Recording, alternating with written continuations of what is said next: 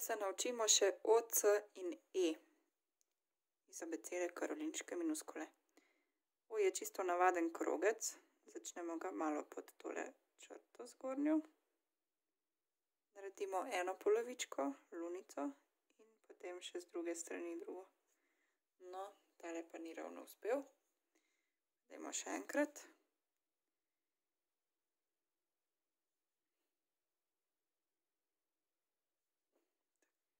Skoraj.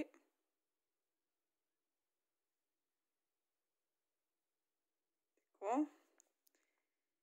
Recimo, tole bo treba še vaditi.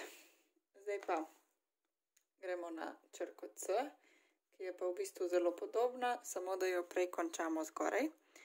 Se pravi, takole.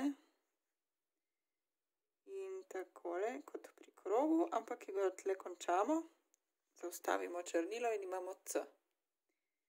Pri uniciali smo tukaj dodali še eno takole kapljico, tukaj pa tega ni. No, pa naredim to še oboje s temle našim pisalom.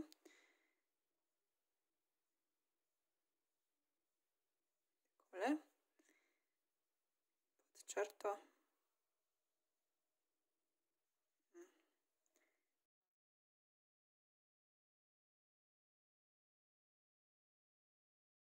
Takole, recimo.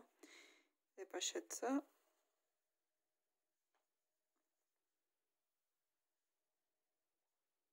Tukaj ga prikrajšamo nekje. Kako določiti, kje končamo s temle C-jem? Paziti moramo, da ni ne prenizko, ne previsoko odrezan.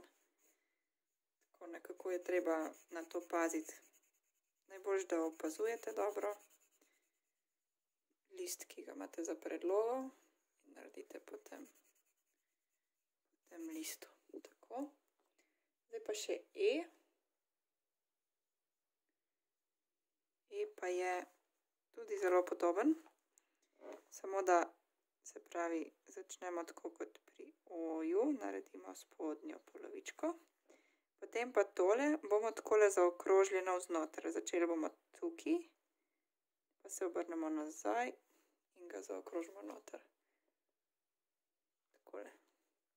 Mogoče je malo preveč nagnjen nazaj zdajle. Pa dajmo še enkrat.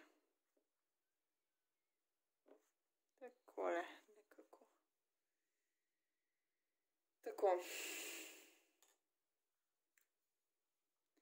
Pa še z našim pisalom. Pod kotom zazibamo, naredimo lunico in še zgornji del. Tako. Zdaj imamo črko E. Za razliko od uniciale je ta pisava malce bolj mehka.